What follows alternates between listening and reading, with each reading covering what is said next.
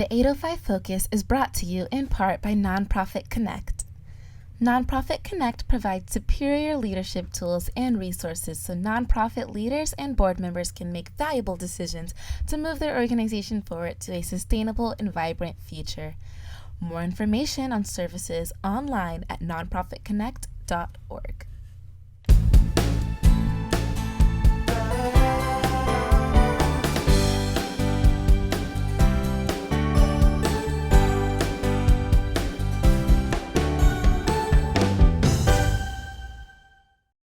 Welcome to 805 Focus. I'm Dr. Cynder Sinclair with Nonprofit Kinect, and we will be bringing you the latest on your favorite nonprofits.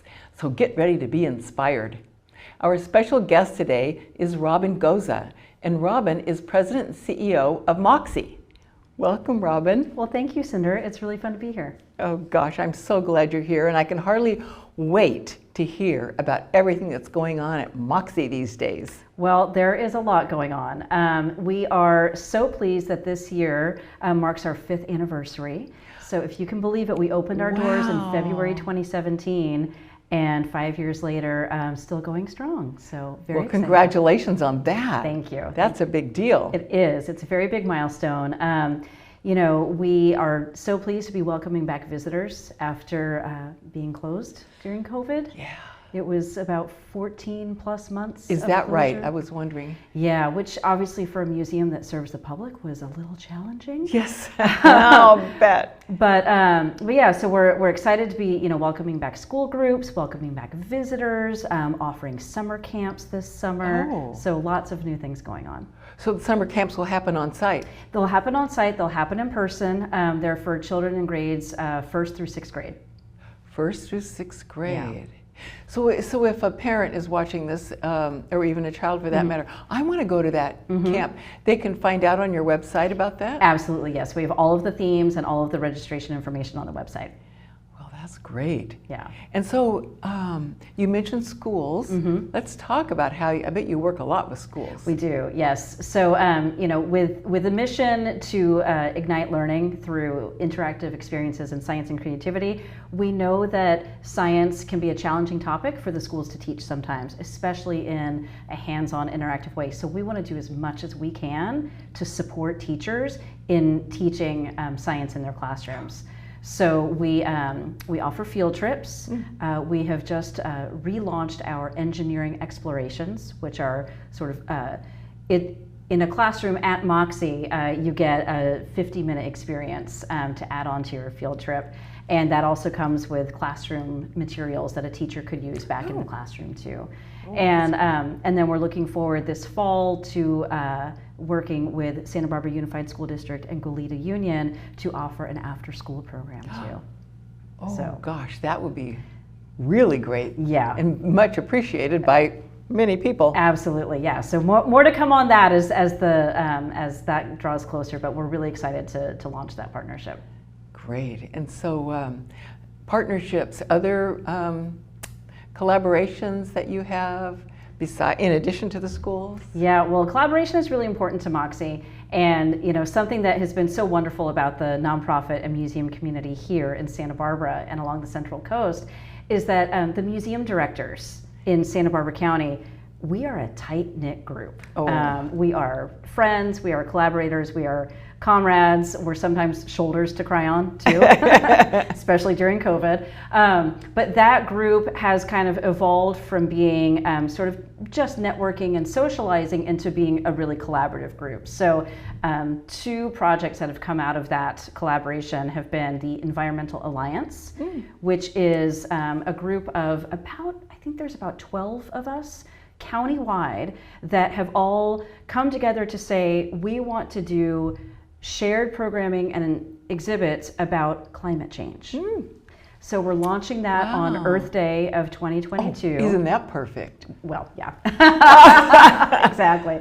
So we're launching it Earth Day, and then each museum is kind of taking that climate change focus in a different way that works for each Oh, museum. yeah. So some museums will have lectures. Some museums will have fine art and photography. Some museums, like MOXI, will have interactive design challenges for kids and families to work through, as well as some interactive art pieces. So it's just a really exciting way to kind of have this shared message about something that's so important to everyone and is really topical and of the moment. And so that's a really great program that we're doing. And then another collaboration that I'm personally extremely proud of is Museums for All. Oh. So this is a program that was started, maybe I think in 2014, and it's an accessibility program. So that for families who might not be able to afford the admission price at your museum, if they receive electronic benefits, so like CalFresh or a SNAP benefits card, if they receive those types of food benefits and nutrition assistance, with that card, they can get greatly reduced admission to, in Santa Barbara County, there's about 17 museums that are all a part of that. And then nationwide, there are hundreds of museums that participate in this program. And so the caveat is that every museum has to be able to offer admission that's anywhere from $0 to $3. So at MOXI, that admission price is $1, which is, you can imagine, for a family of 4, 5, 6, huge savings. Yes. And the only qualification is to have that card. So I'm really pleased. Here in Santa Barbara County, we had all of our museums join at the same time in summer of 2021, so that we can make a really big impact and message to our community that we want to be accessible, we want to be inclusive, we want people to use our beautiful resources. Gosh, that is so great. And so has this program been going on for a long time? I know 2021 here, but other places? Yeah, so the program launched in 2014. It began as a partnership between the Association of Children's Museums and the Institute of Museum and Library Services. So it was piloted in children's museums. And actually my previous museum before MOXI was one of the pilot museums. Which is how I know so much about the program and part of why I am so passionate about bringing that program here to Santa Barbara. And so what they've seen is that over the years, it's usually about 3% of your annual attendance are the people who would benefit from this program.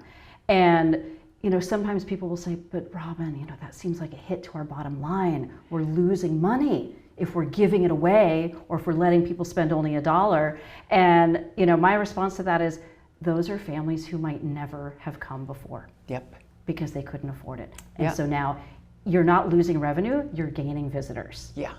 And then once you say that, then I get choked up. Yeah. And so then that really resonates with a lot of people, and that resonated here with our museums in Santa Barbara County. And so that's why, everybody kind of circled the wagons and said, okay, let's do this. That is great. Yeah. And you're being true to your mission. Absolutely. Yes. I mean, we want to be a museum for the community. We want to, serve children and families all along the Central Coast. Gosh. And are you open 7 days a week? We are. Yes. We're back to our pre-COVID regular operating hours. So 7 days a week, 10 to 5. And so, speaking of COVID, how have you navigated those waters?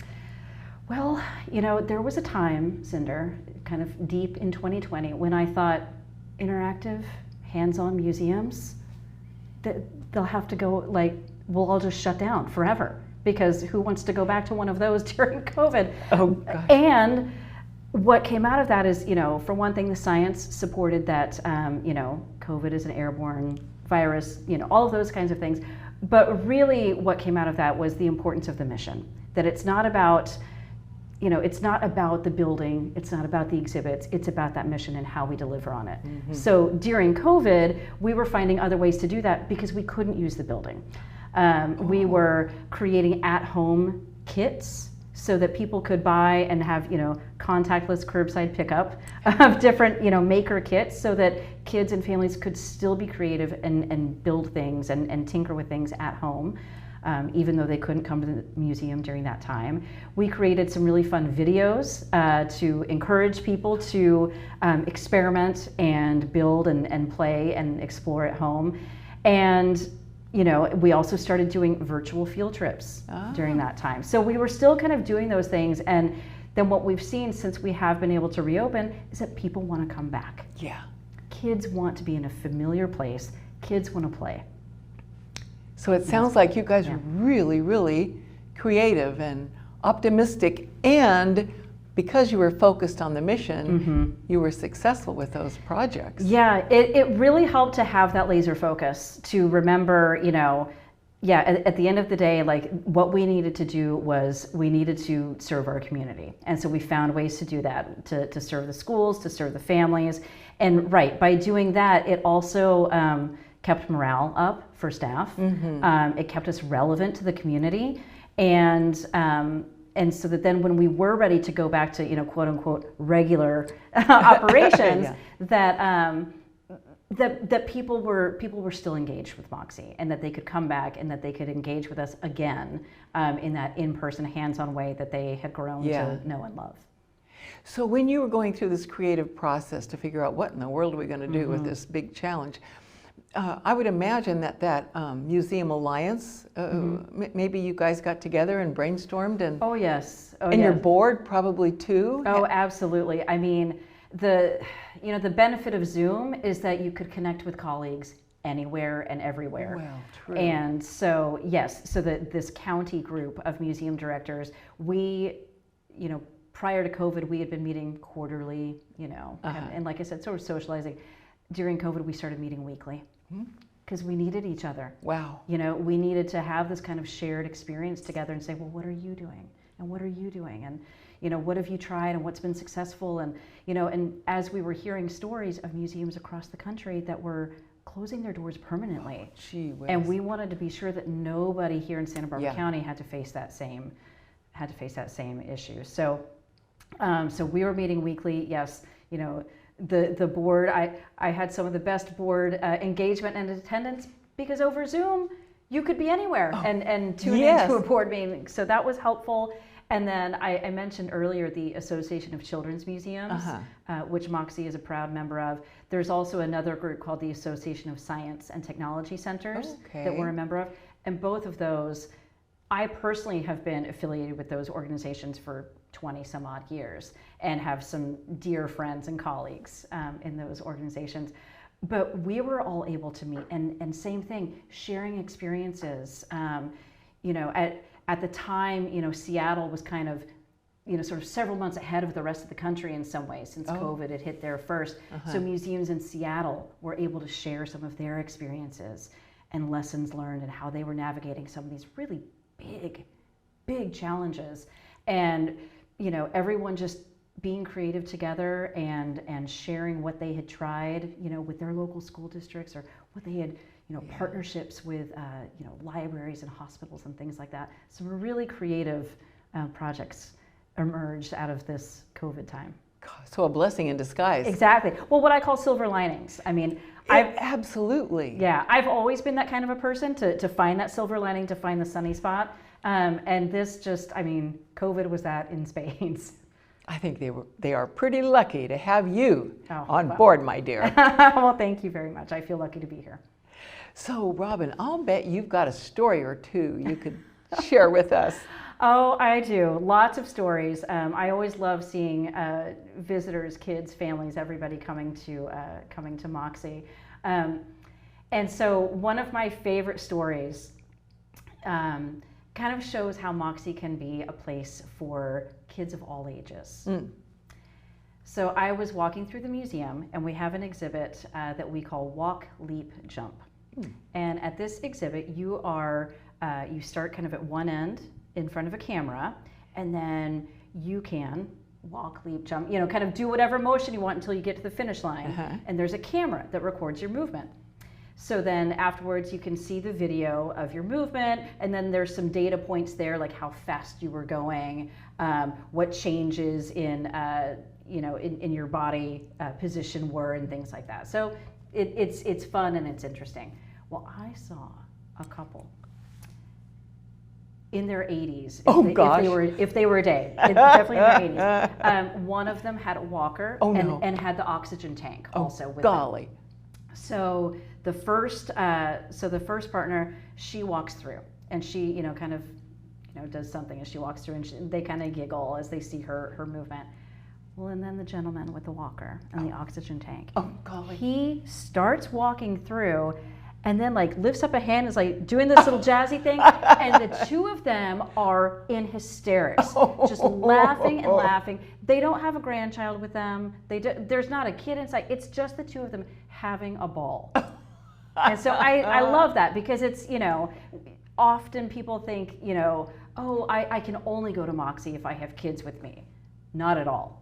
Adults can come anytime, adults are welcome anytime, and even if you have a walker and an oxygen tank, you can also have a good time. So I love that. It's a memory that I hold very dear. I can see that. Yeah. What a great story. Yeah. Oh gosh, I wonder if those folks have been back again. They probably have. I'm sure that they have. They're probably regulars. Yes, they had such a good time. Absolutely. And then, it's always so fun to see when we do have a lot of repeat visitors, though. And so some of our staff really do get to know some of our regular members and visitors. And sometimes kids will come in and they'll say, is so-and-so working today? I'd really like to see them again. They played with me at the race cars for a long time, and I'd like to show them something that I've learned now, which is great. That's exactly what you want. You want to build those connections. You want to build that feeling of MOXI is a place for me. MOXI is a place where I can go to grow and learn and change and make new connections. Yeah. One time I was there, and I can't remember what the exhibit was, but there was this kid, looked like maybe 12 years old, that was giving very specific instructions to the parent, to the mom. Mom, here's how you do. No, mom. You do it this way. You do it this way. Oh, that's very great. Cute. Well, I mean, that's I think what's so fun about it is that because MOXI really is for all ages, the child can sometimes then be in that driver's seat. The child can be the expert. Yep. We had another situation. So we have a maker space that we call the Innovation Workshop. And we have different tools and materials and different projects that you can do in that space and just be very creative. And one time, a lot of the materials that we had out were sort of textile based. We had a lot of needles and thread and embroidery hoops and things like that. And so in the workshop was a family where it was a grandmother, a mother, and a child, so 3 generations. And usually the kids kind of take over because kids can be very creative, and they start getting all the materials. They have something in mind that they want to build. But with this, because we had those materials out, the grandmother said, "Oh, I know how to do this." The grandmother said, "I used to embroider all the time. Here, let me show you." And so then in that situation, the grandmother was not intimidated by the technology that was also in the room, but instead saw something familiar and then was able to teach the child something. It was beautiful. Yeah. Oh, that is a very sweet story. Yeah. Gosh, you see all these things all the time. Every day is a different day, different people, different experiences. Oh yeah, and we get when we have school buses of kids pull up to the back to come for a field trip, and you hear these kids go, "Wow, we're going there," and then afterwards they're like, Miss So and So, Mr. So and So, "Wow, today I was an engineer. Today I solved a problem," and you're like, "Yes." That's so cool. Yeah. And so I'll bet you encourage or invite donations, tax-deductible donations. Oh, we do, Cynder, we do. And I bet you might let somebody donate on your website even. We absolutely will. Yes, so on our website there's multiple opportunities to find ways to donate and engage with MOXI kind of on that level. We are always yes, as a 501c3 nonprofit, we're always seeking annual donations. But it's so important that we have that donor investment because, as I've said multiple times, this museum, MOXI, is for the community. It's of the community. Yeah. And so that community investment is so key to making sure that everyone can benefit.